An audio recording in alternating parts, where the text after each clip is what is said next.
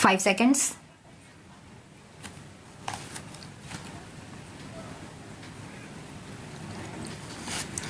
Revenue has to go into a consolidated fund. That is the mandate of Article 266 of the Constitution. It has to either go into the Consolidated Fund of India or the Consolidated Fund of a state. It cannot go nowhere, and I am afraid the draft amendment circulated leaves this question unanswered. I can understand the problem that you faced. I think, to the best of my understanding, the problem was how to avoid double counting. But I think there was a more elegant way of dealing with the problem of double counting. I think the draft is clumsy. Maybe it can't be rectified at this stage when we are in the final stages of debating the bill. But I would just add a word of caution that the drafting in this respect is rather clumsy. The second issue was, I think, an issue that could have resolved in 5 minutes. How can you, in a destination-based tax, have a retrograde provision like some states being allowed to impose an additional 1%? What is the rationale of a GST?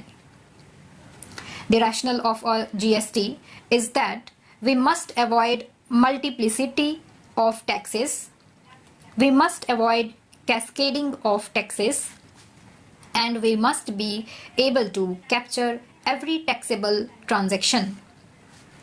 If you give to some states the power to impose an additional 1% tax, and in the bill that was circulated, it could have been imposed by more than one state as goods pass from one state to another, it would have led to multiplicity of tax rates, it would have led to cascading, and it would have led to a situation where several transactions may or may not be captured.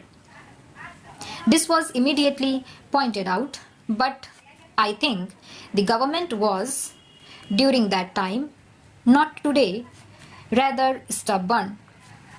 The chief economic advisor of the government pointed out that this was a retrograde provision and this should be scrapped, and I am happy that this has been scrapped.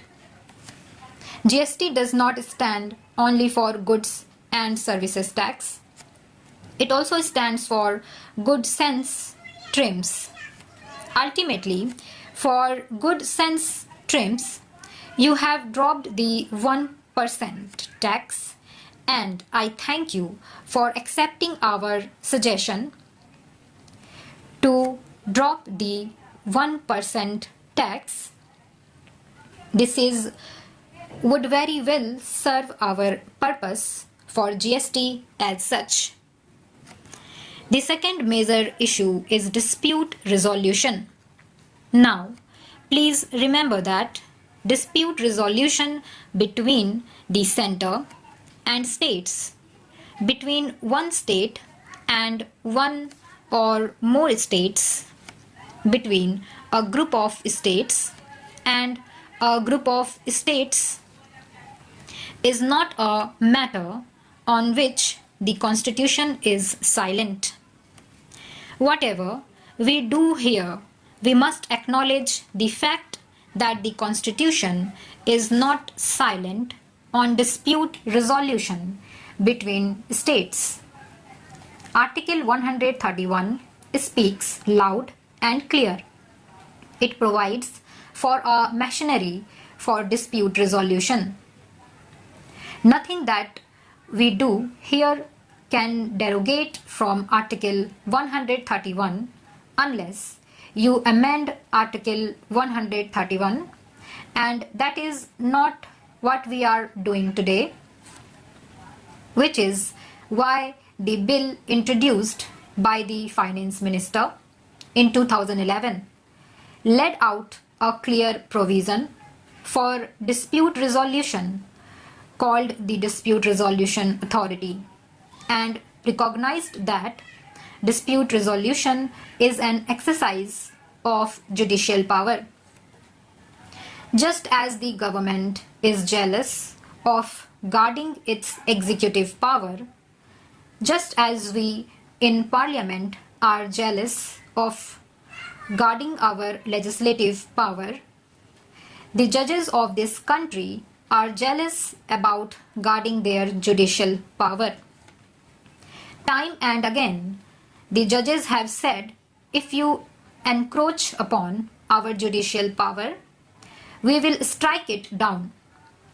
I still maintain that the provision introduced by the Finance Minister was the best provision, or clearly a much better provision than the provision introduced in the present bill. The draft circulated was very deficient. It did not even require the GST Council to establish a mechanism.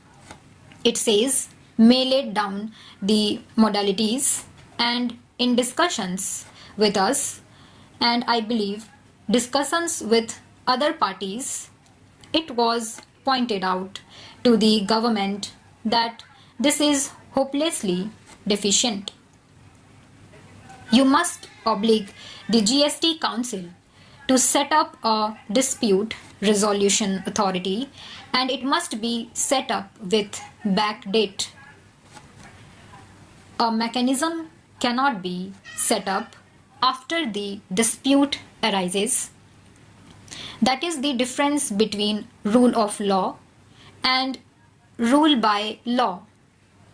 In a country governed by rule of law, the dispute resolution authority is known to everybody even before a dispute arises, so that you know if a dispute arises, you go there.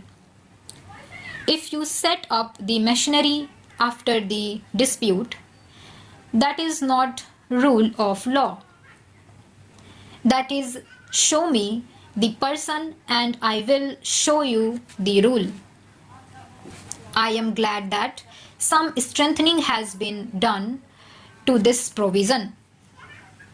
I would still urge the Finance Minister, if he is inclined to do that, to strengthen it during the course of this debate. He can move an official amendment. I would still urge him to say that the clause amendment number 7 to clause 12 can be strengthened.